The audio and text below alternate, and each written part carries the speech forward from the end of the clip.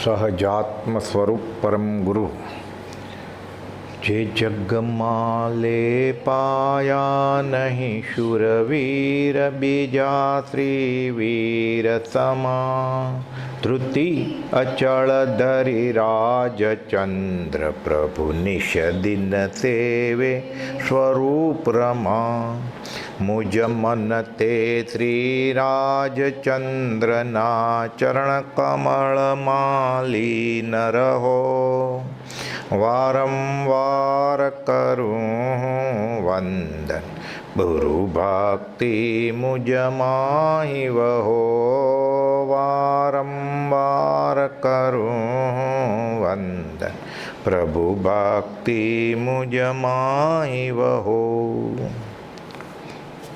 પ્રશ્નોત્તરીનું session છે. પ્રશ્ન આવ્યા છે કે આ જમાનામાં મોંઘવારી અને કળયુગના જમાનામાં કમાણી નીતિથી કેવી રીતે કરી શકાય. બીજો પ્રશ્ન છે કે આખી દુનિયામાં કોઈ નીતિથી તો જીવતો જ નથી, તો નીતિથી કોઈ નથી જીવતા, તો આપણે શા માટે નીતિથી જીવવું? નીતિથી શા માટે આજીવિકામાં કમાણી નીતિપૂર્વક શા માટે કરવી? બધા કરે છે એમ શા માટે ન કરવું? અને અન્યાયથી કમાણી થાય, અનીતિથી કમાણી થાય, પછી આપણે દાનમાં વાપરી દઈશું અને બહુ પૈસા ભેગા થશે, મંદિર બંધાવશું, સંઘ કાઢશું, સ્વામી વાત્સલ્ય કરશું, એટલે ધર્માદામાં એ પૈસા વાપરી નાખશું, એટલે આપણું પાપ પુણ્યમાં ફેરવાઈ જાય કે નહીં? અને હમણાં ગમે તેમ કરીને પૈસા કમાઈ લઈએ, અનીતિથી પણ કમાઈ લઈએ, તો પછી સદ્ધર થઈ જાય ફાઇનાન્શિયલી, તો શાંતિથી ધર્મદાન થાય ને પછી?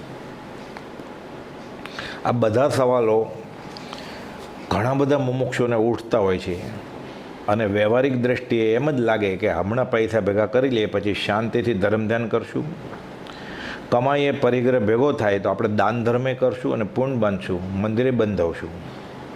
પણ આ બધું પરિગ્રહની મૂર્છાને લીધે આવા વિચારો ઉત્પન્ન થાય છે. વ્યવહારમાં જ્યાં સુધી શુદ્ધિ ન હોય ત્યાં સુધી પરમાત્માની શુદ્ધિ થાય જ કેવી રીતે? જેના વ્યવહારના જ ઠેકાણા નથી એનો પરમાત્મા કેવી રીતે સુધરે? સામાન્ય ધર્મમાં, વર્ણાશ્રમમાં ધર્મમાં, જૈનમાં જૈનેતરમાં બી, અધ્યાત્મમાં ધર્મ, અર્થ, કામ અને મોક્ષ એમ ગણાવ્યા છે. તો અર્થ અને કામ એનો પાયો તો ધર્મ જ છે. ધર્મનો પાયો ધર્મ અને મોક્ષનો પાયો ધર્મ, એ તો બરાબર છે.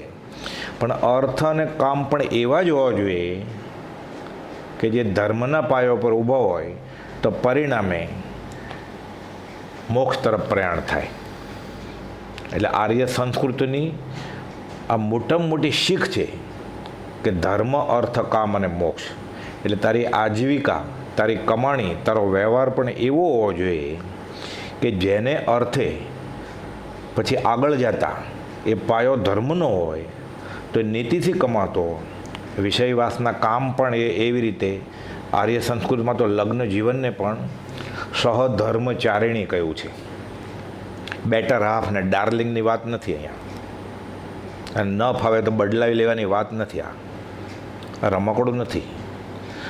સહધર્મચારિણી આર્ય સંસ્કૃતિની આ મોટામાં મોટી હસબન્ડ અને વાઈફનો સંબંધ. બે સાથે મળીને અનંતકાળની વાસના એક બે અઠવાડિયા, એક બે મહિના, એક બે વર્ષમાં અધ્યાત્મ કે મંદિરમાં ગયો એટલે ભલે ન વહી જાય, પણ સાથે મળીને એનો અર્થ તો ઠીક, કામ પણ એવું હોવું જોઈએ કે પરિણતિ છેલ્લે મોક્ષ તરફ વળે. એટલે આપણે વ્યવહાર શુદ્ધિ, આ કમાણી અનીતિની વિશે ગોપાલદેવે એક પાઠ લખ્યો છે, વચનામૃતમાં 48મો પાઠ, વ્યવહાર શુદ્ધિ, તે વિશે લઈએ આપણે. વચનામૃત પત્રાંક 48 વવાણિયાથી ગોપાલદેવે લખ્યો છે. હજી 22મું વર્ષ ગોપાલદેવને પૂરું નથી થયું ત્યારે 21 વર્ષે લખ્યો છે, અને 20મા વર્ષ પછી તો એ ધંધામાં લાગેલા.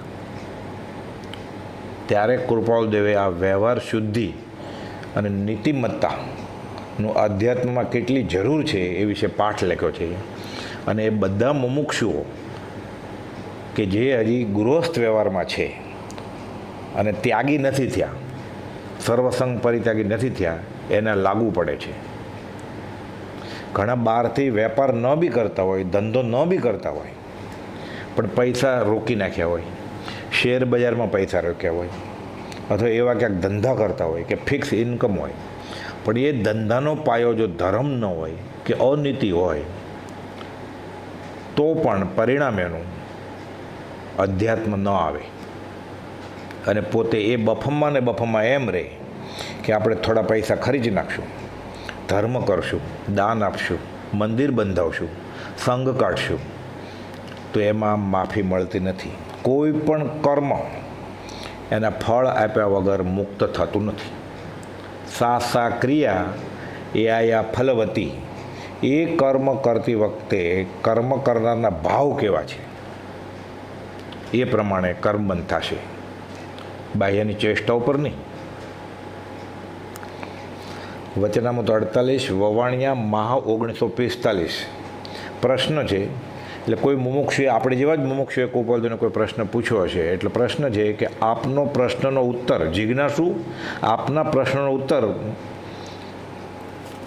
એને પૂછ્યું હશે કે વ્યવહાર શુદ્ધિ કેમ થઈ શકે. એનો જવાબ લખે છે ગોપાલદેવ.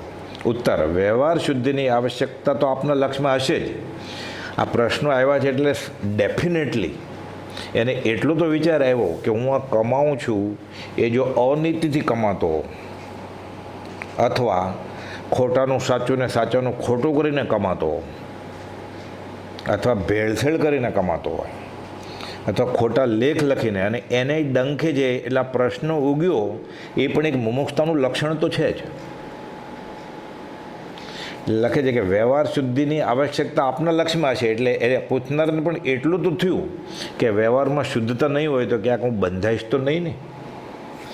એટલે આપના લક્ષ્યમાં હશે, છતાં વિષયની પ્રારંભતા માટે અવશ્ય ગણી દર્શાવવું યોગ્ય છે કે આ લોકમાં સુખનું કારણ અને પરલોકમાં સુખનું કારણ જે સંસાર પ્રવૃત્તિ થાય તેનું નામ વ્યવહાર શુદ્ધિ. વ્યવહાર એવો હોવો જોઈએ કે અત્યારે પણ એનું મન વ્યાકુળ ન રહે. કોઈને છેતર્યા હોય, કોઈને ફસાવ્યા હોય, કોઈને દગો દઈ અને પૈસા કમાણો હોય તો પોતાનું મન તો ડંકે, સામેવાળાને ન બી ખબર હોય, પણ ઊંઘ બરાબર ન આવે અને મન બરાબર ન હોય, એનું મસ્તક બરાબર ન હોય, એનું શરીર બરાબર ન હોય. એટલે વ્યવહારિક દૃષ્ટિએ પણ શરીરની આરોગ્યતા ઉપર મનની આરોગ્યતા નક્કી કરે છે બધું. જેનું મન શાંત હોય એને સામાન્ય રીતે શરીરની ઉપાધિ ઓછી હોય છે. મોટા મોટા રોગ થાય છે, blood pressure, heart attack, paralysis, આ બધા રોગો પણ, અલ્સર, જોઈન્ટ પેઇન, જે માનસિક રીતે શાંત હોય છે ત્યારે આ બધા રોગ એ શાંત હોય છે. જ્યારે માનસિક આકુલતા વ્યાકુલતા હોય છે ત્યારે આ બધા રોગ વકરે છે, અથવા તો જે દવાનું અનુપાન કરતો હોય એ દવાથી જોઈએ એવો ફાયદો થતો નથી. એટલે વિતરાગનો ધર્મ તો એવો છે કે વ્યવહાર તો એનો સુખી થશે જ, સાથે પરમાર્થનું પણ ફળ, અપૂર્વ ફળ મળશે કે જેની હજી ખબર જ નથી જીવને. એટલે આ લોકમાં તો સુખનું કારણ થશે જ. ડરતા ડરતા જીવવું ન પડે, ઊંઘ હરામ કરીને જીવવું ન પડે, છળ કપટથી જીવવું ન પડે, સંતાડવું ન પડે, પ્રપંચ ન રચવા પડે, સાચા ખોટા ના કરવા પડે. કેમ કે એક ખોટું શરૂ થાય પછી જૂઠ બોલે, એટલે પછી પરંપરા ચાલે ગુનાની.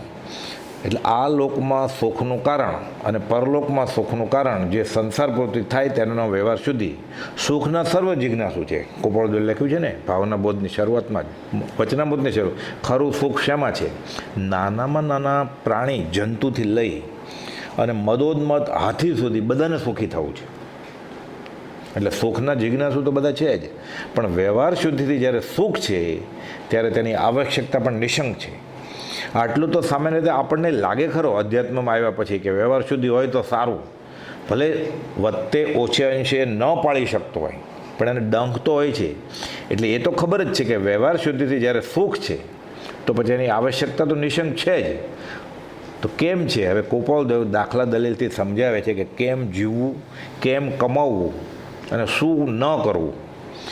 એક કોલમ, જેને ધર્મ સંબંધી કંઈ પણ બોધ થયો છે, એ થોડું ઘણું ખબર પડી છે, રસ જાગ્યો છે, પૂર્વભાવના સંસ્કારને લઈને, આ ભાવના પુરુષાર્થને લઈને, જ્ઞાનીના વચનના યોગ બળને લઈને, એવા સારા સત્સંગને લઈને એવી ઈચ્છા થઈ છે એને કે આ ધર્મ કંઈક કરવો જોઈએ.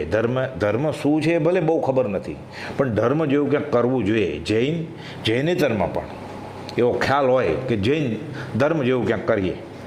એટલે જેને ધર્મ સંબંધી કંઈ પણ બોધ થયો છે, એટલે પાપ પુણ્ય આ ભાવ પરભાવની જેને ઉપલક શ્રદ્ધા છે એને પણ, અને રડવાની જેને જરૂર નથી, એટલે પરસેવો પાડીને ઓવરટાઈમ કરીને સત્સંગ ધર્મ કર્તવ્ય બાજુમાં રાખીને જેને રડવાની જરૂર નથી તેણે ઉપાધિ કરી રડવા પ્રયત્ન ન કરવો જોઈએ.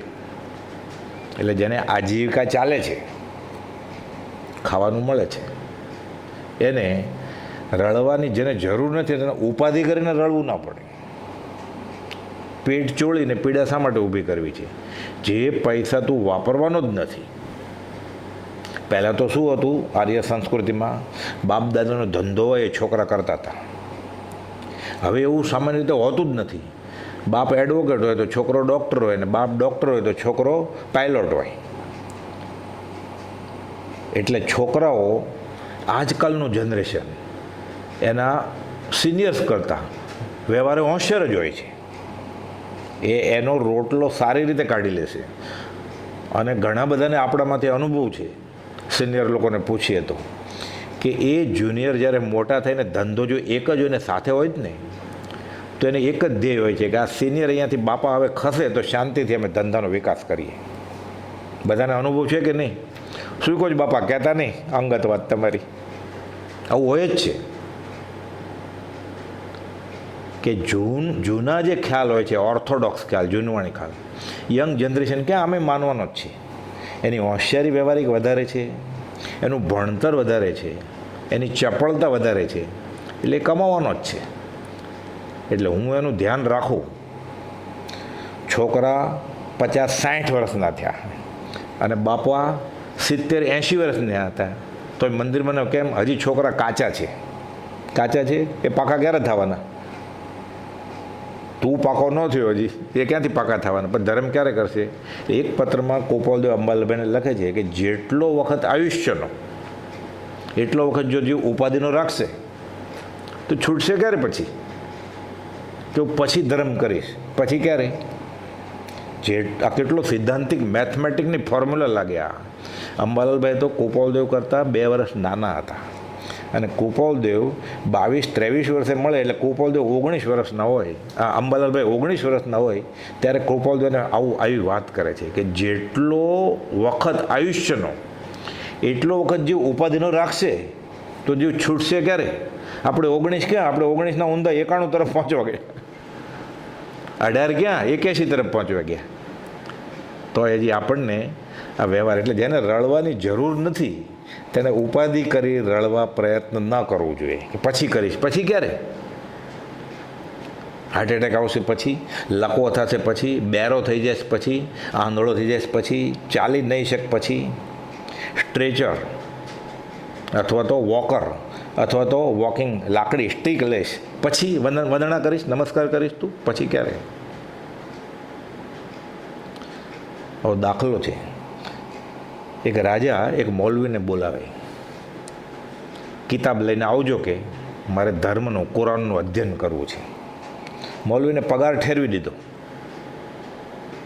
આપણે તો ગોપાલદેવે આજ્ઞા આપી છે કે આ સત્સંગ કરતા હોય ને, આ વાંચન કરતા હોય ને, એના પૈસા, એ આજીવિકા, એમાંથી પૈસા પેદા નથી કરવાના. એટલે ગોપાલદેવ કંઈ કહેવાનું બાકી જ નથી રાખ્યું.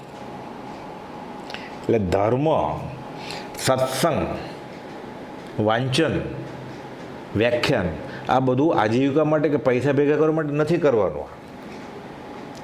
કામ એક આત્માર્થનું, બીજો નહીં મન રોગ.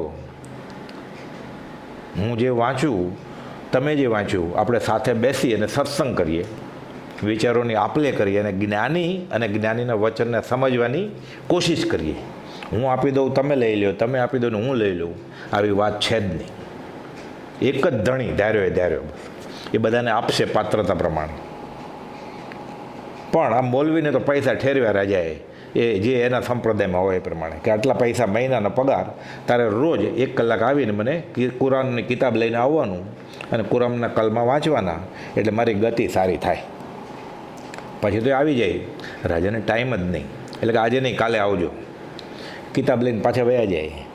એ તો બરાબર નાહી ધોઈને પાછો કિતાબ લઈને આવે, પાછા રાજા કે આજે નહીં.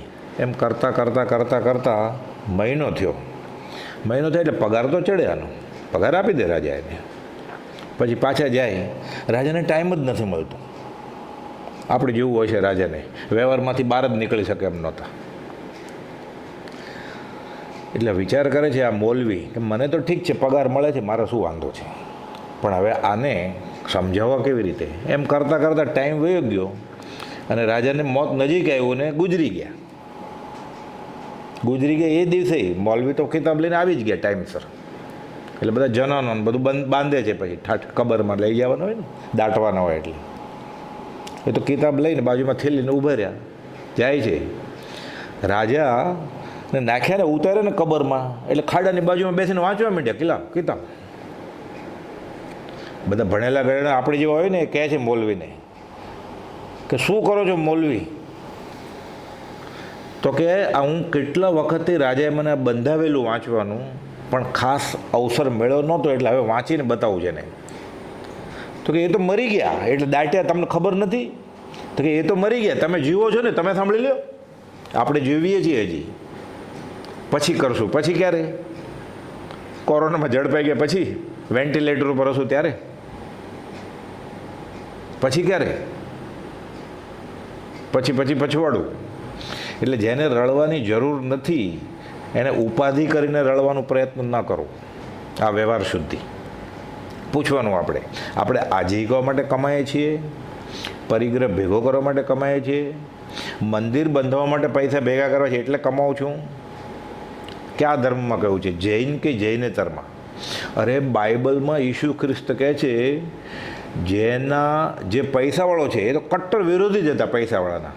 એક જગ્યાએ તો એમ જ છે બાઇબલ, હું પૈસાવાળાની પ્રાર્થના સાંભળતો જ નથી. અનીતિથી જેના હાથ ખરડાયેલા છે, અનીતિથી જે પૈસા ભેગા કરે છે એની પ્રાર્થના હું સાંભળતો નથી.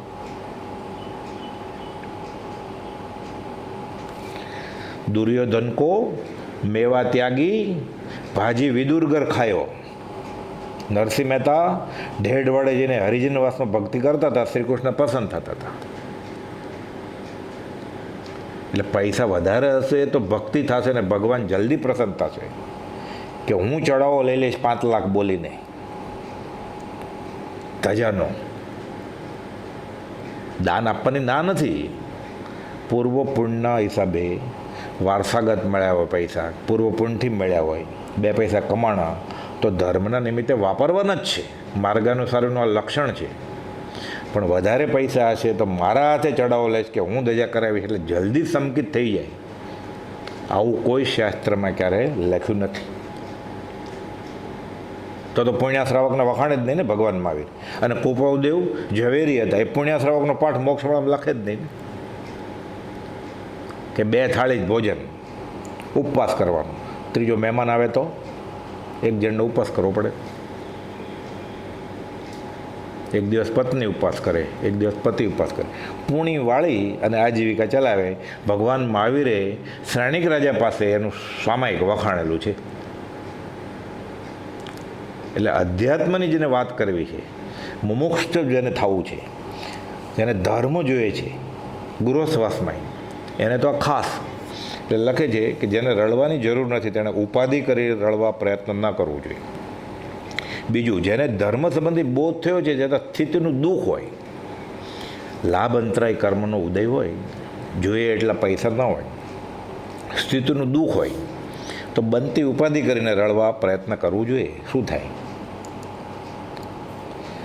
સર્વસંગ પરિત્યાગી થવાની જેને જિજ્ઞાસા છે તેને આ નિયમથી સંબંધ નથી. પણ આજીવિકા પૂરતું ન કમાતું હોય કુપોદેવ તો આગળ આવશે. 706માં પત્રમાં લખ્યું છે લીંબડીના કેશવ નથુને એને કે માંડ માંડ આજીવિકા ચાલતી હોય તો મુમુક્ષુને ઘણું છે જલસા ભયો માંડ માંડ આજીવિકા ચાલતી હોય તો, અને કદાચ માંડ માંડ આજીવિકા ન ચાલતી હોય તો ખૂટતું ક્યાંક ત્રુટતું ભેગું કરે, અનીતિ ન કરે. એટલે ઉપજીવન સુખે ચાલી શકે તેવું છતાં જેનું મન લક્ષ્મીને માટે બહુ જવા નાખતું હોય, બધું બરાબર છે, રોટી કપડાં મકાન મળી ગયું છે બરાબર છે, સાધારણ રીતે સમાજમાં સભાસંબંધતું વર્તન કરીને રહી શકે એમ છે, ભિખારી તરીકે નહીં, માગીને નહીં, તો ઉપજીવન સુખે ચાલી શકે છે તેવું છતાં જેનું મન લક્ષ્મી માટે બહુ જવા નાખતું હોય તો તેણે પ્રથમ તેની વૃદ્ધિ કરવાનું કારણ પોતાને પૂછવું કે કેમ આટલા બધા જાવા કેમ નાખવા પડે છે, આ પૈસાનું હું શું કરીશ, મંદિર બંધાવીશ તો ના એવું કોઈ કહ્યું નથી, દાન આપીશ એવું કોઈ કહ્યું નથી, હાથ પહેલાં કાદવથી ખરડવાના અને પછી ધોવાના એવું કોઈ જ્ઞાનીએ કહ્યું નથી. पिप्पा पाप न कीजिए पुण्य किया 12,000 વાર પુણ્ય થઈ ગયું, તું મારે પુણ્ય કરવું છે દાન ધર્મ કરીને, તું પાપ કરવાનું છોડી દે એટલે પુણ્ય થઈ જ ગયું છે, તું અનીતિથી કમાવાનું છોડી દે એટલે તારે તું મોટો દાનવીર જ થઈ ગયો. કર્મની બેંકમાં લાખો રૂપિયાનું કરોડો રૂપિયાનું દાન આપવું છે તારે અનીતિ કરીને, એના કરતાં અનીતિ નહીં કર અને ઓછું કમા તો એ દાનવીર કરતાં તું આગળ હશ મોક્ષ માર્ગમાં. આવું અનંત જ્ઞાનીઓએ કહેલું છે. એટલે હાથ ખરડીને ધોવા એ કરતાં ખરડવા જ નહીં એ શું ખોટા, પહેલાં કાદવમાં હાથ નાખવો છે પછી પાછો સાફ કરવો છે, કરતાં નાખ જ નહીં ને કાદવમાં હાથ. ઉપજીવન સુખે ચાલી શકે તેવું છતાં જેનું મન લક્ષ્મીને માટે બહુ જવા નાખતું હોય તેણે પ્રથમ તેની વૃદ્ધિ કરવાનું કારણ પોતાને પૂછવું. તો ઉત્તરમાં જો પરોપકાર સિવાય કંઈ પણ પ્રતિકૂળ ભાગ આવતો હોય, કુપોદેવને સૌભાગભાઈ લખે ને કે રવજીભાઈના કુટુંબને માટે અમારે કરવું પડે છે, મહિને મની ઓર્ડર કરવું પડે છે સૌભાગભાઈને. કેમ કે રવજીભાઈને પરમાર્થની ઈચ્છા નથી, પણ તમને નહીં આપે, મદદ નહીં કરીએ વ્યવહારિક, કેમ તમારે પરમાર્થની ઈચ્છા છે. એટલે એવું કે કામ હોય ઋણાનુબંધ, એને જ્ઞાની જાણતા હોય કે આ ઉદય પ્રયોગ છે કે મોહ છે. આપણે તો ઘણીવાર એમ કહેતો હોય કે મારે ફરજ છે, મારે જવાબદારી છે, મારે ઉદય પ્રયોગ છે, એ પણ હકીકત મોહ જ હોય. એટલે કુપોદે લખ્યું છે 773માં પત્રમાં કે મોહ છતાં દયા માનવાથી અને પ્રમાદ છતાં ઉદય માનવાથી કર્મ ભૂલથાપ ખાવાનો નથી. પૂપાબાઈનું રાજ નથી ત્યાં, સુપર કોમ્પ્યુટર છે કર્મનો સિદ્ધાંત, એક ભેદે નિયમ એ જગતનો પ્રવર્તક છે. એટલે હું તમને છેતરી શકું, તમે મને છેતરી શકો, કર્મ છેતરાય એવું નથી. કર્મ બે શરમ છે, રામને કૃષ્ણને ન છોડે, ઋષિમદ ભગવાનને 1 વર્ષ ભૂખ્યા રાખે અને મહાવીર સ્વામીને છેલ્લે ભવે કાનમાં ખિલ્લા ઠોકાવડાવે, એવા કર્મ હોય બે શરમ. તો આ બાપડું પ્રાણી કર્મથી છૂટી શકશે? એટલે જવાબદારી વ્યવહાર ફરજને નામે અધ્યાત્મમાં ઢીલાપણું ચાલે નહીં. ખોટા ખાતા ખતવ્ય તો ત્યાં પોપાબાઈનું રાજ નથી કર્મના સિદ્ધાંતમાં. એટલે ઉપજીવન સુખે ચાલી શકે તેવું છતાં મન લક્ષ્મીને માટે બહુ જવા નાખતું હોય તેણે પ્રથમ તેની વૃદ્ધિ કરવાનું કારણ પોતાને પૂછવું. તો ઉત્તરમાં જો પરોપકાર સિવાય કંઈ પણ પ્રતિકૂળ ભાગ આવતો હોય, કેવા પારિણામિક લાભને હાનિ પહોંચ્યા સિવાય કંઈ પણ આપતું હોય તો મનને સંતોષી લેવું. પછી આર્તધ્યાન થાય એમ હોય કે હું ખાઈશ શું,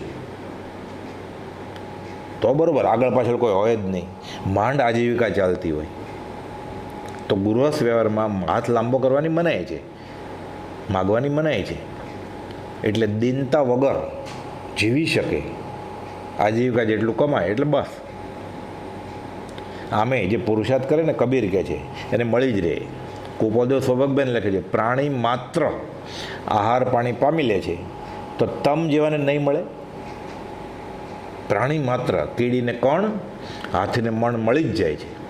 તો જેને વિતરાગનો ધર્મ મળ્યો છે, વિતરાગનો ધર્મ સમજ્યાવાળા વિતરાગ મળ્યા છે, એના વચન મળ્યા છે, એને ખાવાનું નહીં મળે, રોટલી નહીં મળે? રોટલી મળશે. કબીર કહે છે આધી રોટી હક કી. મનુષ્ય દેહ મેળ્યો છે ને એ દંડ તરીકે મેળવ્યો છે. હવે દેહ ટકે કેવી રીતે? પૂતગલનો દેહ પૂતગલથી જ ટકવાનો છે, એટલે ખાવાનું મળવાનું જ છે.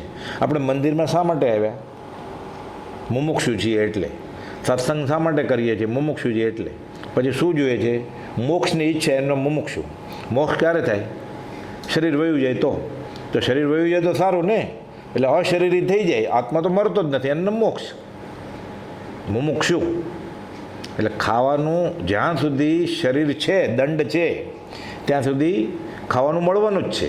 અને ખાવાનું નહીં મળે, શરીર અશરીરી થઈ જઈશ તું, ત્યારે મોક્ષ હશે તારો. તો એના માટે તો મંદિરમાં આવ્યો જ તું, એને માટે તો સત્સંગ કરો છો, એને માટે તો ધર્મની કરણી કરે છે તું. તો કઈ ફિકર છે તને? એટલે શરીર જ્યાં સુધી શરીર મળશે, 4 ગતિ 24 દંડકમાં તું ક્યાંય બી જાય તને મળી જ રહેશે. તારું શરીર ટકશે જ, કેમ કે તું લમણે લખીને આવ્યો છે, પહેલે પ્રારબ્ધ બના પીછે બના શરીર.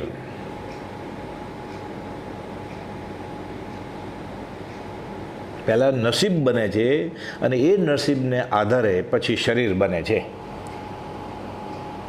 એટલે જ્યાં એ જન્મવાનો હોય એના માતા પિતા નક્કી થઈ જાય, સાથે અડધો પોણો 1 લીટર દૂધ નક્કી થઈ જાય સ્તનમાં, પછી ડિલિવરી આવે. તૈયાર હોય ખોરાક, એનો પહેલો ખોરાક કે આ શેરડીના દાંડા નથી ખાવાનો, દાંત નથી તો દૂધ તૈયાર છે એનું. કે ઉકાળેલું દૂધ, સાકર નાખેલું, પછી ઇન્ફેક્શન થઈ જશે તો નહીં પચે તો પછી એવું સ્ટરીલાઇઝ કમ્પાર્ટમેન્ટમાંથી દૂધ મળે છે. પહેલે પ્રારબ્ધ બના પીછે બના શરીર. અને કૂતરીને 8 ગલુડી આવે તો 8 ગલુડિયા માટે દૂધ તૈયાર હોય છે. પહેલે પ્રારબ્ધ બના પીછે બના શરીર. એટલે એ ફિકર કરવાની જ નથી. એટલે આધી રોટી હકકી, શરીર મળશે એટલે રોટલી મળશે જ.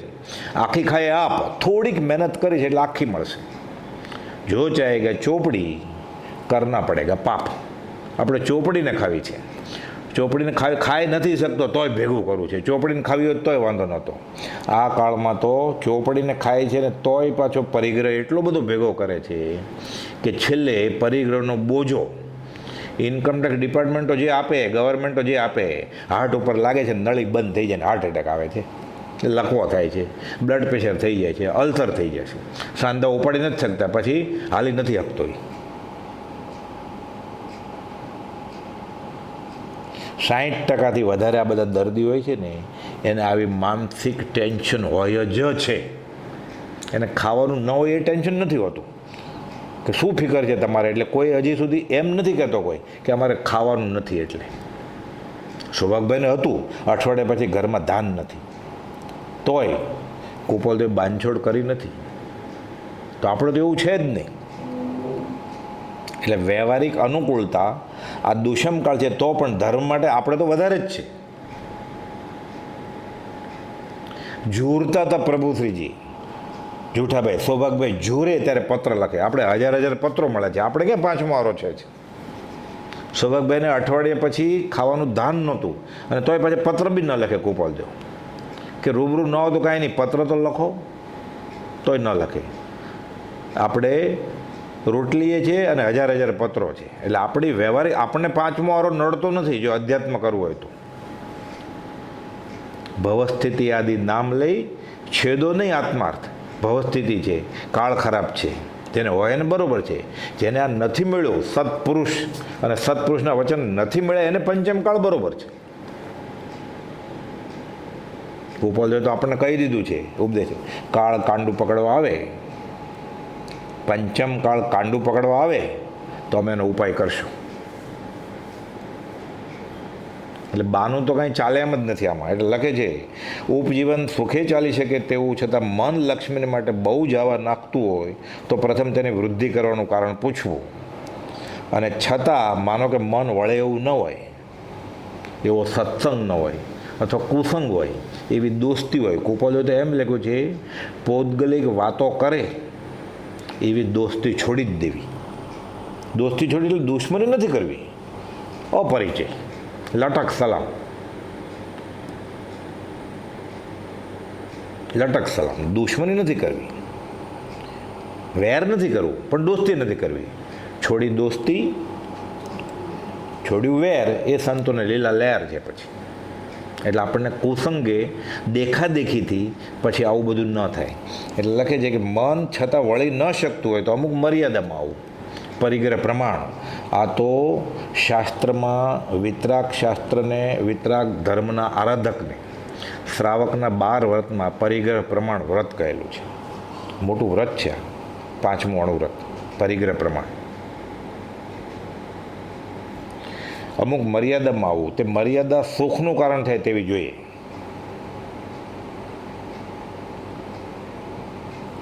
એટલે એમ સુખનું કારણ થાય એટલે એવી, એટલે માનો કે હજી ચાનું વ્યસન છૂટતું નથી. આમ તો વી અસન એટલે ખોરાક, વી એટલે વિશેષ, એક્સ્ટ્રા છે આ હોલિડે સ્પેશિયલ. આ ચા કોફી આ વ્યસન ખોરાકનો ભાગ છે જ નહીં. વૈજ્ઞાનિક રીતે, એલોપેથી, નેચરોપેથી, આયુર્વેદિક રીતે, ધર્મની અધ્યાત્મની રીતે આ ખોરાકનો ભાગ જ નથી. આની કોઈ જરૂર પણ નથી. પણ છતાં ન છૂટતું હોય એટલે પછી નિયમ રાખે. આમાં કોપાલે લખ્યું ને કે તે મર્યાદા કેવી રાખવી જોઈએ કે મારે 10 કપ ચાની છૂટ, એમ નહીં. મર્યાદા એટલે એ વ્યવહારિક રીતે સુસંગત હોવી જોઈએ છોડવાના લક્ષ્ય સાથે.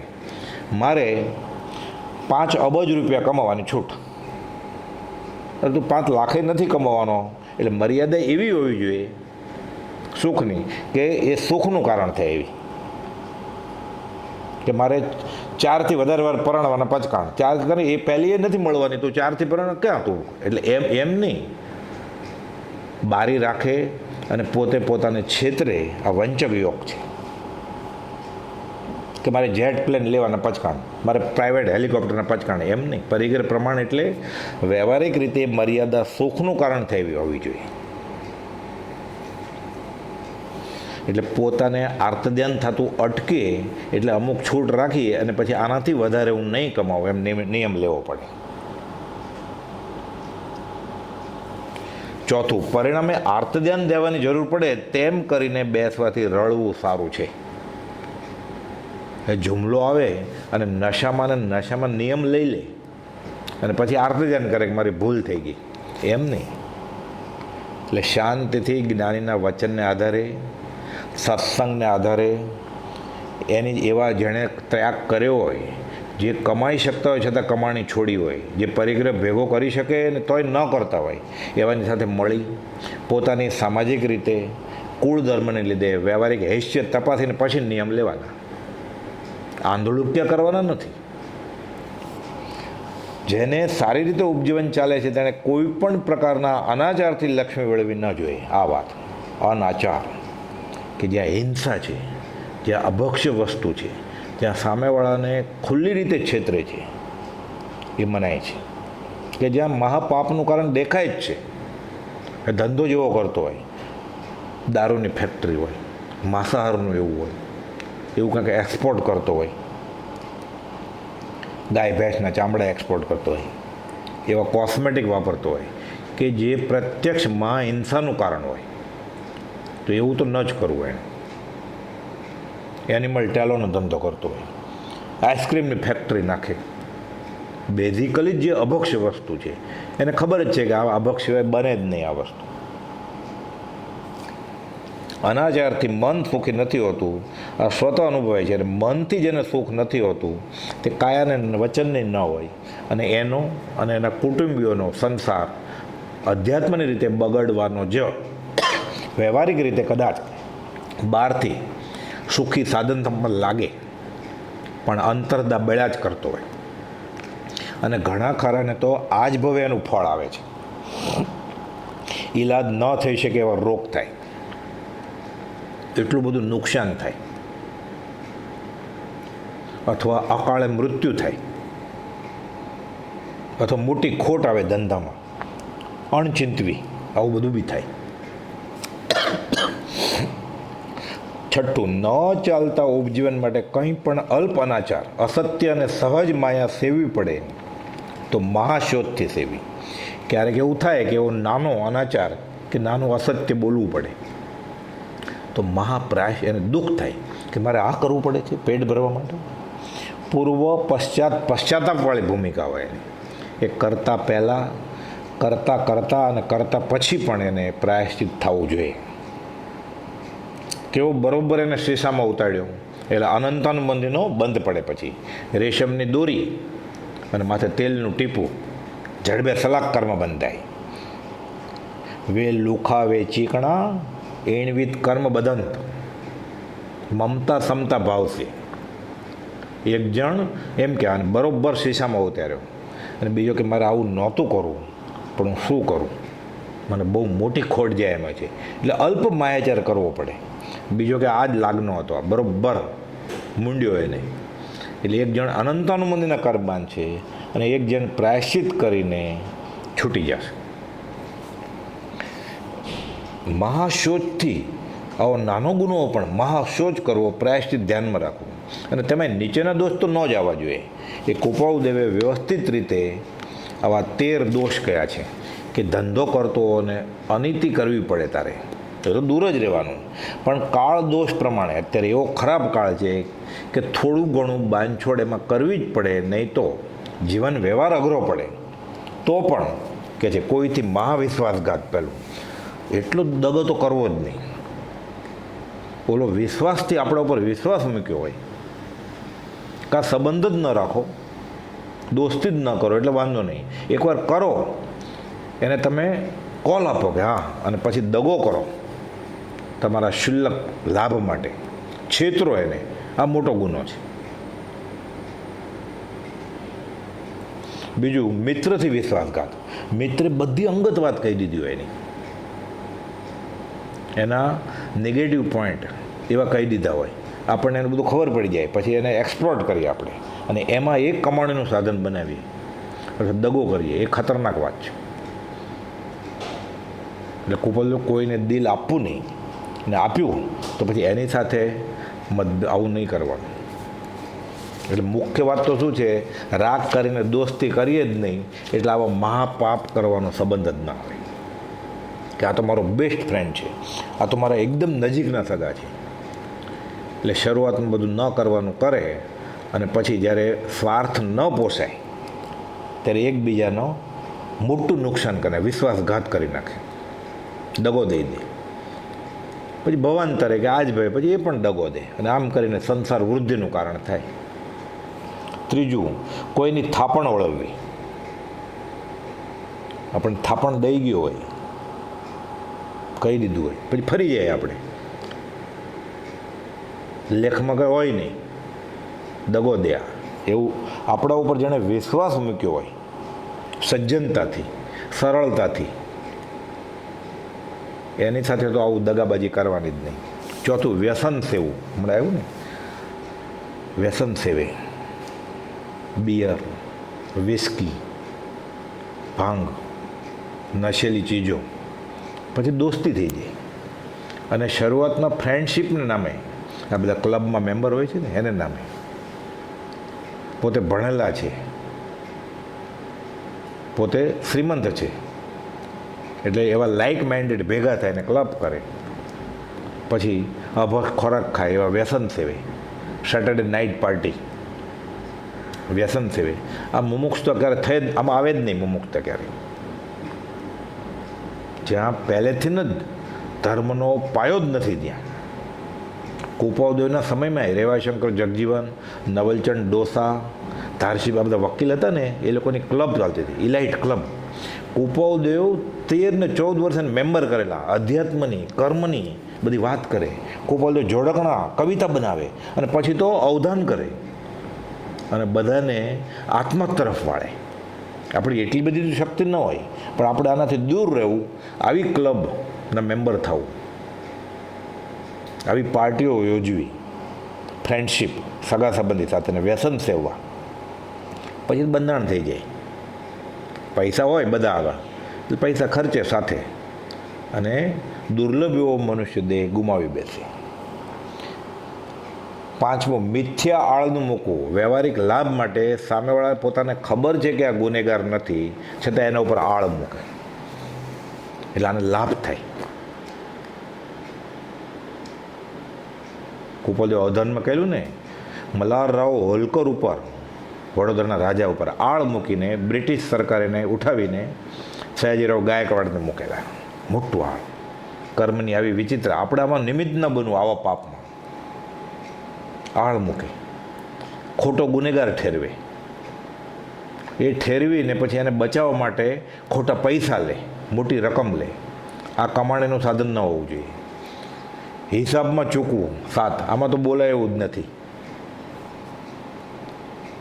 આ 6, ખોટા લેખ લખવા અને પછી હિસાબમાં ચૂકવું. આ તો રૂટીન જ છે જાણે. એમ ન કરો તો બહુ અઘરું પડી જાય. આજકાલ તો બધું એવું થઈ ગયું છે. એટલે ખોટા લેખ કરવા, ખોટા ખાતા ખાતાવાના, ખોટા ખર્ચા બતાવવાના, ખોટી આવક બતાવવાની, ખોટી જાવક બતાવવાની, આવું બધું કરે અને પ્રપંચ કરી અને પછી મોટો લક્ષાધિપતિ થાય. એટલે સામાન્ય રીતે જે પ્રદેશમાં રહેતા હોય એના કાયદા પાળવા અઘરા પડતા હોય, તો આવું બધું મહાઆરંભ મહાસમારંભની ક્રિયા ઓછી કરીએ તો ઓછા પાપથી જીવી શકાય. બ્રહ્મચારીજી એક જે કોઈ પૂછ્યું કે હું ટેક્સ ભરું નહીં તો ચાલે કે નહીં, આવા કાયદા છે. તો એટલે બ્રહ્મચારી લખ્યું જે ક્ષેત્રમાં તમે રહ્યો છો એ ક્ષેત્રના જે નિયમ છે તમારે પાળવા પડે. હવે ન પાળવા હોય તમારે તો આટલું બધું દુઃખ થાય છે, તમારે આવું ખોટા લેખ લખવા પડે છે અને હિસાબમાં ચૂકવવું પડે.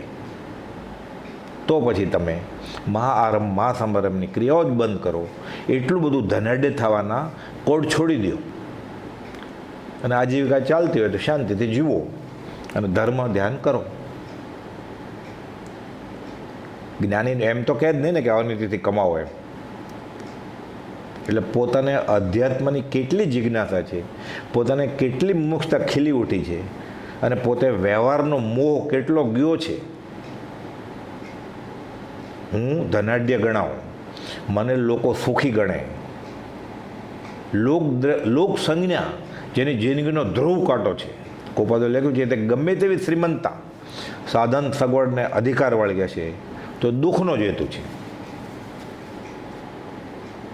કેમ કે લોક સમુદાય ક્યારે ભલો થવાનો જ નથી. લોક સમુદાય ક્યારે ભલો થવાનો જ નથી. એટલે લોકો મને વખાણે, લોકદ્રષ્ટિનું વિચક્ષણપણું, લોકમાન્ય ધર્મ શ્રદ્ધાવાનપણું એ કુપોલ જોઈએ. આ બધું ઝેરનું ગ્રહણ કર્યું છે. લોક મૂકે પોક, પ્રભુશ્રીજી કે. એટલે ખોટા લેખ કરવા, હિસાબમાં ચૂકવવું. સામેવાળો ભોળો બાળો જીવ હોય ઊંધા ચિત્તા કરીને કમાય. જુલમી ભાવ કેવો. કુપાઉદેવ ઝવેરાતનો ધંધો કરતા હતા, કપડાનો ધંધો કરતા હતા, ચોખાનો ધંધો કરતા હતા, સોનાનો ધંધો કરતા હતા, આડતનો ધંધો કરતા હતા. ખર્ચા ઉપરાંત આજીવિકા ચાલે એનાથી વધારે નફો લેતા નહોતા. જુલમી ભાવ કહીને કમાતા નહોતા.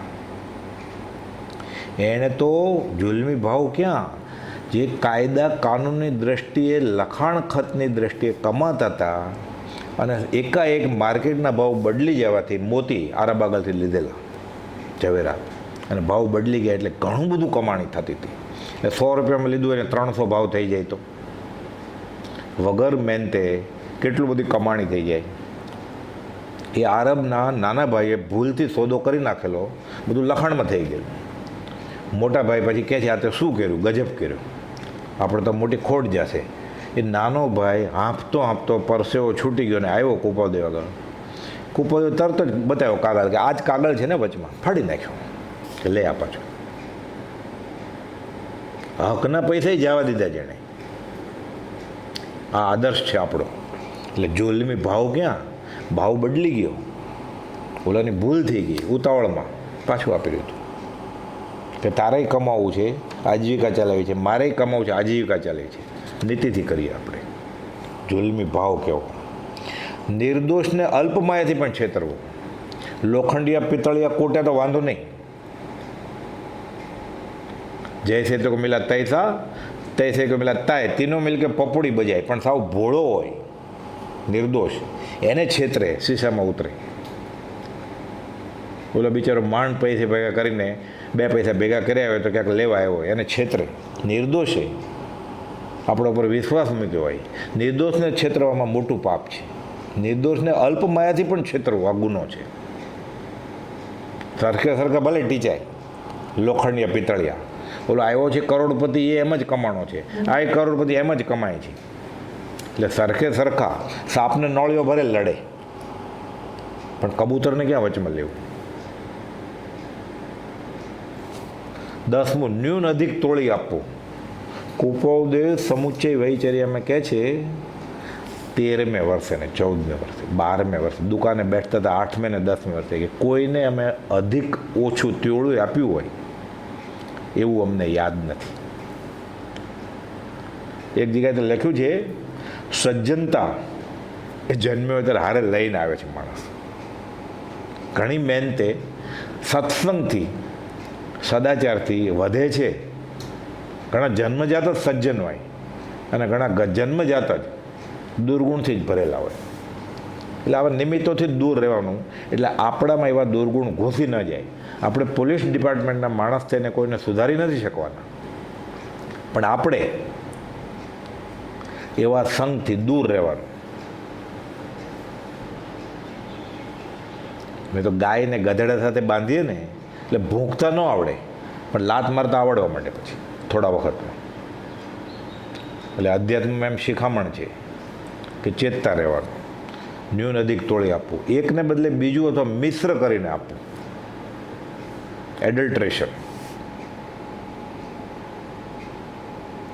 દૂધમાં પાણી નાખે પછી કસમ ખાય. આવું બનેલો છે દાખલો.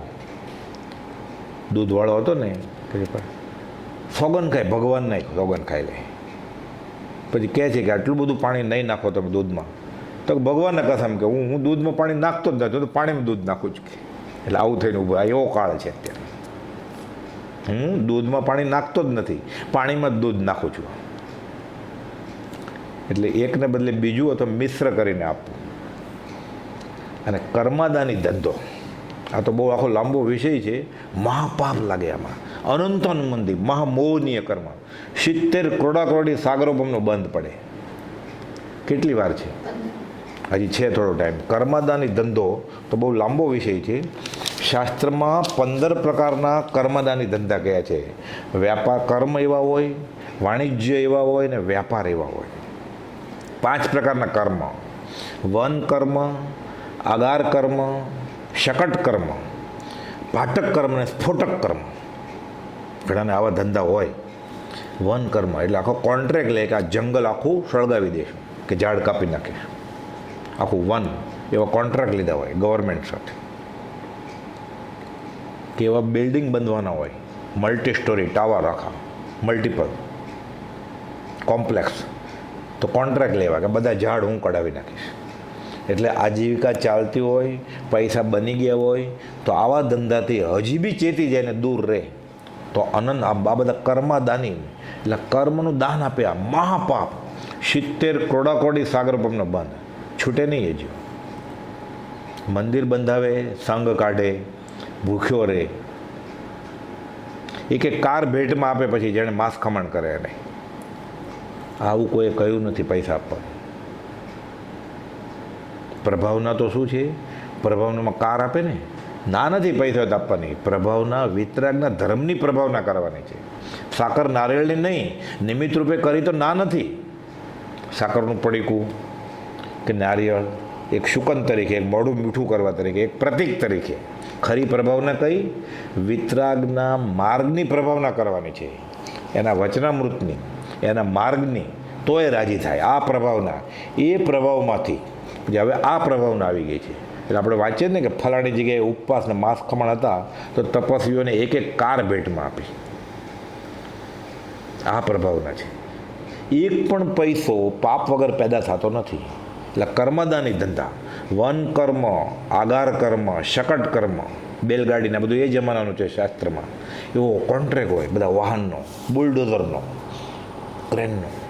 બધા બિલ્ડિંગ બને, જમીન ફાડવાના બધા મશીન હોય, કરોડોપતિ હોય. એક મશીન જ 1 કરોડની તો એક મશીન હોય, ક્રેન હોય. પછી જમીન ખોદાવડાવે. આ નવા બિલ્ડિંગ બને ને પથ્થર ખોદાવડાવે, ઝાડ કપાવી નાખે, એક સાથે બુલડોઝર ફેરવી લે, એક સાથે બધું કપાઈ જાય. સંઘની પંચેન્દ્રિય જીવ હોય, માછલા, દેડકા, સાપ, બધું મરી જાય સાથે.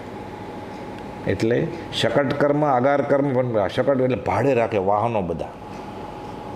આ એ ધંધો મહાપાપનો છે. ઈરિયાપથી કી તીર્થંકર નહીં પહેલા સમયે ઈરિયાપથ લાગે 13મા ગુણતા નથી સિમંદર સ્વામીની. તો આ બધા વાહનો ફેરવે, ભાડે આપે. આ ધંધોય થઈ ગયું, એ થઈ ગયું. હવે જરૂર ન હોય તો અટકી જવાનું. આજથી જાગ્યા ત્યાંથી સવાર પેટ ભરાઈ ગયું છે. પેટ ક્યાં? બેંકના ખાતા ભરાઈ ગયા છે, તિજોરી ભરાઈ ગઈ છે. તો હવે અટકી જવાય. હજી છે તારા હાથમાં બાજી, કરી લે રાજને રાજી. શકટ કર્મ, ભાટક કર્મ, સ્ફોટક કર્મ, સુરંગ ફોડે. રસ્તા કરવાનો હોય, ખાડા કરવાના હોય, સુરંગ ફોડે, એક સાથે ખાડા થઈ જાય. મહાપાપ માટે મહાહિંસાનું કારણ છે. એવા જ વાણિજ્ય છે. કેશ વાણિજ્ય, દંત વાણિજ્ય, લાખ વાણિજ્ય, રસ વાણિજ્ય અને વિષ વાણિજ્ય. કેશ પશુના વાળ, ઘોડાના વાળ પછી બાંધે માદળિયામાં એટલે નજર ન પડે. રીંછના વાળ, હાથીના દાંત શો કેસમાં રાખે ને. બહુ પૈસા થાય ને એટલે હાથી દાંતના ઘરેણા પહેરે. આઈવરી. તારા હાડકા તોડીને ઘરેણા કરે તો તારા પગનું હાડકું બહુ લાંબુ છે તો ઊંચાઈ સારી છે ને 6 ફૂટની, તો તારું હાડકું તોડીને કરે તો શો કેસમાં રાખે તો. હાથી દાંતના ઘરેણા, હાથી દાંતના પાટલા, હાથી દાંતના પગના ચૂડા પહેરવાના હાથના.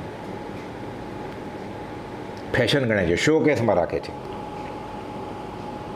અરે એવા એવા બંગલા હોય છે ત્યાં મસાલા ભરેલા હાથી, મસાલા ભરેલા સિંહ ને વાઘ રાખે છે. આ બધા કર્માદાની ધંધા નખે. કેશ વાણિજ્ય, દંત વાણિજ્ય, લાખ વાણિજ્ય, લાખે માં હિંસાથી બને. રસ વાણિજ્ય એટલે આવા બધા રસ હોય ને, દારૂ, ભાંગ, તાડી, આવા બધા ધંધા કરે. મધ મહાપાપનું કારણ છે. એટલે આજીવિકા ચાલતી હોય કે કમાઈ ગયા હોય તો હજી છોડી દેવાનું. આ બધા કર્માદાની ધંધા કહે છે. આ મુમુક્ષુને તો હોય જ નહીં ક્યારે. વિષ વાણિજ્ય, ઝેરના હતા. ચરસ, ગાંજા, અફીણ, સોમલ. આમાં પૈસા બહુ મળે. ઓછી મહેનતે વધારે કમાવાના સાધનો છે. જોખમ બહુ હોય ને. કરોડો હોય, અબજોપતિ હોય બધા. પછી ધક્કો એવો જ લાગે પછી 99નો. આ બધા કર્માદાની ધંધા છે. એવી રીતે વ્યાપાર, યંત્ર પીલણ. આ તેલી બિયાને પીને તેલ કાઢે ને, તલ, શિંગદાણા, એરંડિયાના બી, મહાપાપ. આ બધી ઘંટી ચાલે ને. અરે શેરડીમાંથી આ સાકર બને ને, આપણે જોઈએ ને ફેક્ટરી, આ બાજુ શેરડીના બધા ભરપૂર ટ્રકને ગાડા ભરાઈને આવતા હોય, અને ઓટોમેટિક પ્લાન્ટમાં આ બાજુ શેરડીના સાકરના દાણા સાકર બનતી હોય. વચમાં 10,000 લીટર શેરડીનો રસ હોય ખુલ્લો. ફેર્મેન્ટેશન થતું હોય દારૂ બનાવવા માટે, ગોળ બનાવવા માટે. આથો લાવવાનો એમાં અનંત જીવની હિંસા થાય. મોટા જીવ, ત્રસ જીવ તો મકોડા, કીડા. એક ટીપું ખીરનું કે સાકર કે ગોળ ઢોળાઈ જાય તો કીડા થાય ઘરમાં. તો જે 10,000 20,000 લીટરની 5 ટાંકી પડી હોય આ ફેક્ટરીમાં કેટલા જીવ મરે. યંત્ર પીલાણ એ જોવા જાય ને આપણે, એ ફેક્ટરી જોવી હોય તો ખબર પડે આ કેમ બને છે. પાવડર થઈ જાય બધા, હજારો મકોડા, કીડા બધા, ત્રસ જીવો બધા ઉડતા હોય. પતંગિયા, ફૂદા ઉડી ઉડીને પડતા હોય ટાંકીમાં.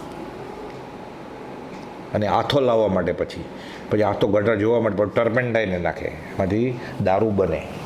શેરડીમાંથી તો સાકર બને, ગોળ બને, કુચ્ચામાંથી કોર્યુગેટેડ બોક્સના કાગળ બને, સાદા કાગળ બને, હલકી મોરસ બને, અને છેલ્લેમાંથી દારૂ એ બને. મહાસમારમાં કર્માદાની ધંધા છે, યંત્ર પીલણ.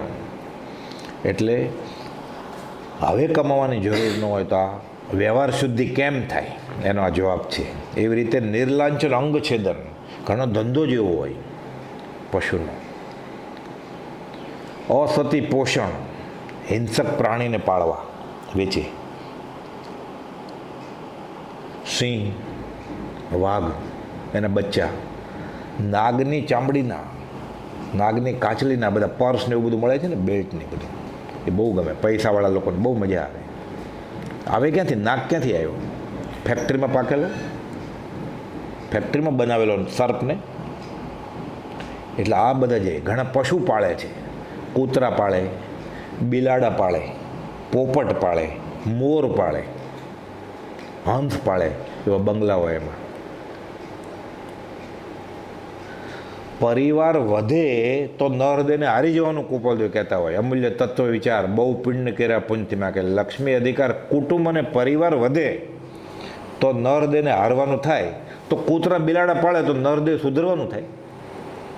પોપટ પાળે, મોર પાળે, બંગલામાં હંસ પાળે, બતક પાળે, શો આવે ને એટલે.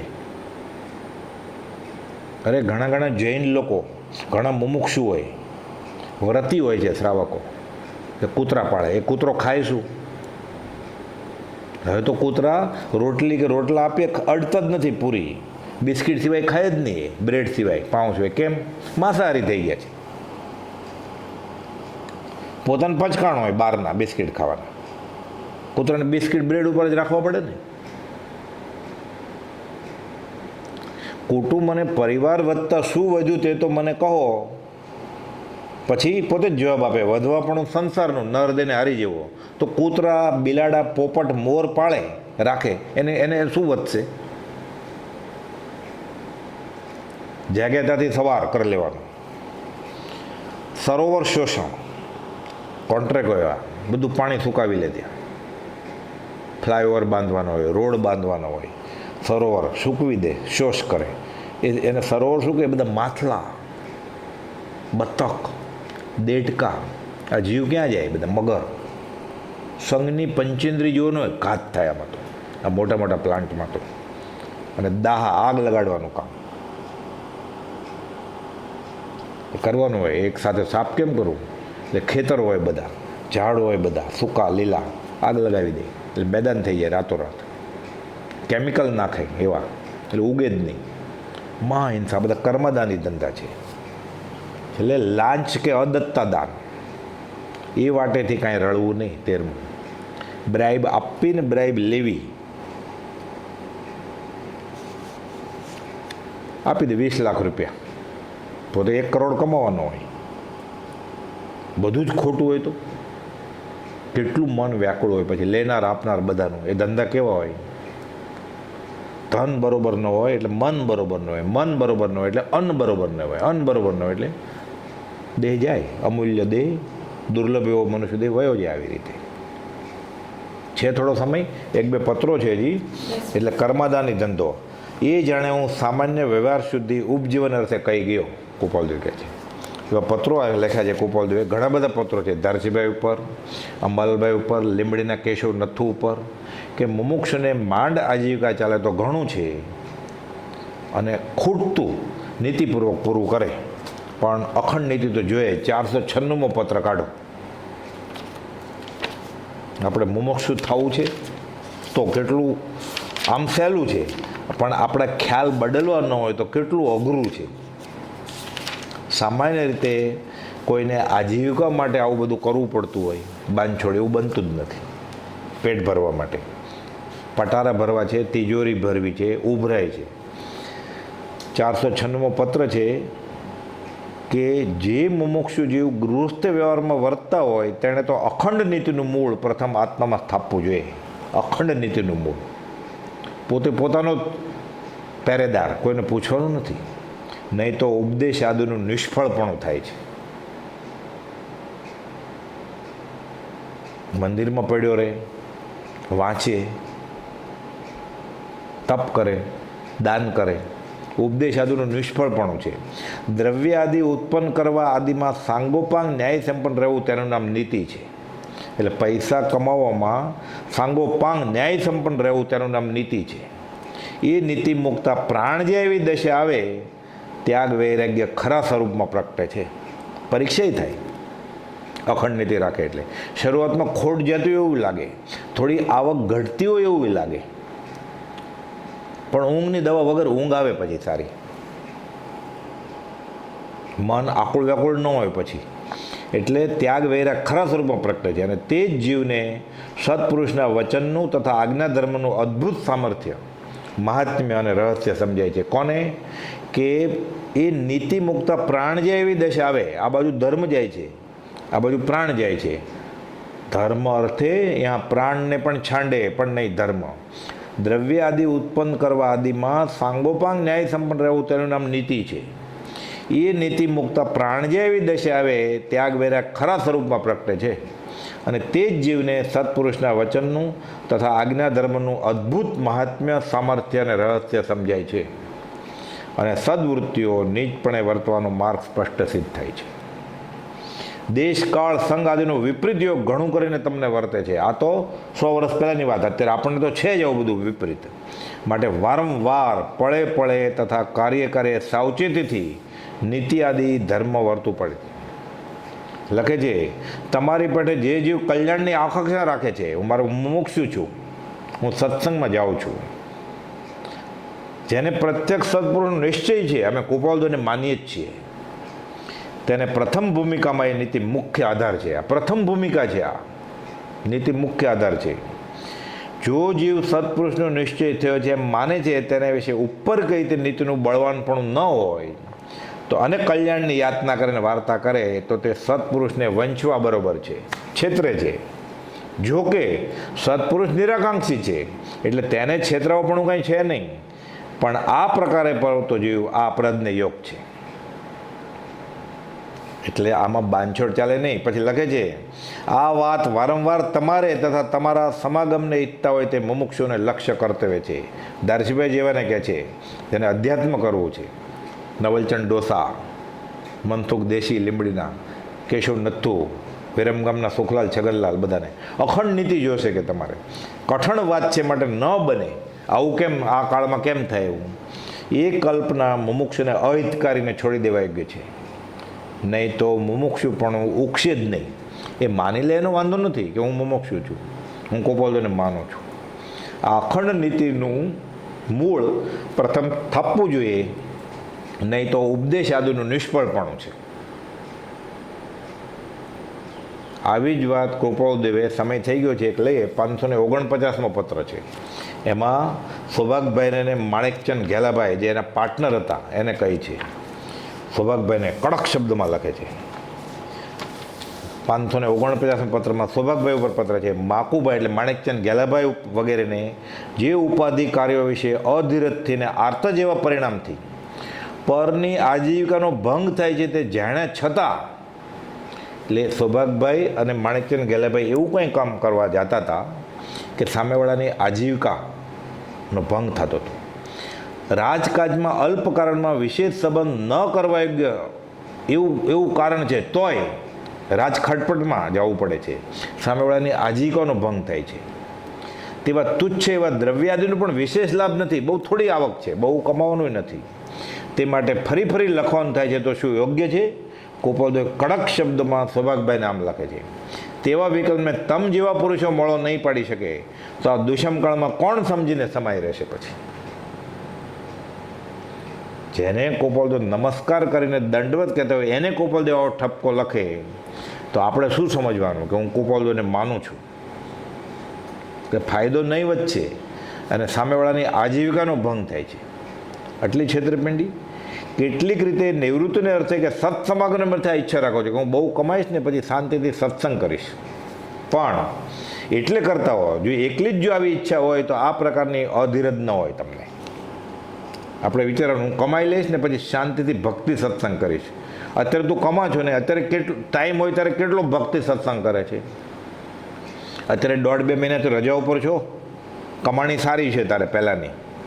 અત્યારે વોટ્સઅપ જોવાનું બંધ કર્યું, આખો દિવસ કોરોનાની માળા ફેરવાનું બંધ કર્યું, વાંચ્યા વગર બીજાને ફોરવર્ડ કરવાનું બંધ કર્યું, આખો દિવસ એમાં ઉપયોગ જાય ને અત્યારે કેટલી ભક્તિ કરે છે તું, અત્યારે કેટલી માળા ફેરવે છે, અત્યારે કેટલું વાંચે છે તું. તો જ્યારે આવું નહીં હોય એને વ્યવહારમાં હોય ત્યારે તો કેટલીક મુમુક્ષતા હશે તારામાં. આ તો છેતરીશ, સામેવાળા વિતરાગ છે, છેતરાય એમ નથી, પણ આ ગુનાનો તું અધિકારી થાય છે. એટલે લખે છે કે આવા વિકલ્પને તમ જેવા પુરુષ દૂર નહીં પાડે આ દુષ્મકાળમાં તો કોને થશે? એટલે પછી લખે છે માકુભાઈ વગેરેને પણ હાલ ઉપાધિ સંબંધમાં લખવું ઘટતું નથી. જેમ થાય તેમ જોયા કરવું જ યોગ્ય છે. આ વિશે જેટલો ઠપકો લખવો જોઈએ તેટલો લખ્યો નથી. તો પણ વિશેષતા ત્યાં ઠપકો વિચારશો. આપણને તો હવે કાન પકડવાળો એ કોણ છે? તું જ તારો માલિક ને, તું જ તારો ગુરુ. એટલે આપણે શું કરીએ છીએ? મુમુક્ષતા છે, સત્સંગનો ટાઈમ મળ્યો છે તોય સત્સંગ કરીએ છીએ, અને જ્યારે ટાઈમ નથી મળતો ત્યારે તો કમાવવું છે, પરિગ્રહ કરવો છે, ખોટાનું સાચું કરવું છે. વ્યવહાર શુદ્ધિ છે નહીં. તો મુમુક્ષતા વ્યવહાર શુદ્ધિનો અવકાશ મળ્યો છે ત્યારે જો સત્સંગ ભક્તિ નથી કરવી આપણે, તો વ્યવહાર શુદ્ધિ પછી વ્યવહારે જાશું અને પછી સત્સંગ ભક્તિ કરશું અને મુમુક્ષતા ટકાવી રાખશું કે મુમુક્ષ થશું, કુપોલદોની ભક્તિ કરશું, થાય? જબ તક સૂરજ ચાંદ રહેગા તબ તક તેરા મિથ્યાત્વ રહેગા. પછી એવું થશે. કેવી રીતે થાય? એટલે ચેતી જવાનું છે અને બને તેટલી વ્યવહાર શુદ્ધિ કરવાની છે, બને તેટલી નીતિથી કરવાનું છે. મા આરંભ મા સમારંભ કરીને કમાવાનું છોડવાનું છે. અને જેને પરિગ્રહ ભેગો કરવાની જરૂર જ નથી, આજીવિકા ચાલે એમ છે, રોટી કપડાં મકાન છે, એને મહાપાપ કરીને એક કાર છે તો બેકાર શા માટે થવું છે? બેકાર શા માટે જોઈએ છે? રહેવાનું ઘર છે તો બંગલો શા માટે બાંધવો છે? તિજોરી ભરાઈ ગઈ છે તો ઉભરાવી શા માટે છે? ખાવાનું છે ને. છોકરાનું નસીબ લઈને નથી આવ્યા. તું જેમ નસીબ લઈને જન્મેલો, છોકરા એનું નસીબ લઈને નહીં આવ્યા હોય. છોકરાનું નસીબ તારા કપાળમાં લખેલું છે. કર્મના સિદ્ધાંતમાં જ્ઞાની અનંત જીનેશ્વર ભગવાનની વાતમાં આટલી શ્રદ્ધા નથી, તો પછી છૂટવાનું ક્યારે બનશે? જેટલો વખત આયુષ્યનો એટલો વખત ઉપાધિનો, તો અધ્યાત્મ ક્યારે કરીશ તું? એટલે વ્યવહાર શુદ્ધિનો આ વિચાર કરી અને જેમ બને એમ ભક્તિમાં પ્રવૃત્ત રહેવું. ભક્તિ, સત્સંગ, વાંચન, વિચાર, માળા, જાપ અને કુસંગીઓનો સંગ છોડવો. આવો ગેરવ્યવહાર કરતો એની દોસ્તી છોડવી અને પોતાને પરિગ્રહ પ્રમાણ થાય એટલું કરવું, તો વ્યવહાર શુદ્ધિ થાય. સહજાત્મ સ્વરૂપ પરમ ગુરુ.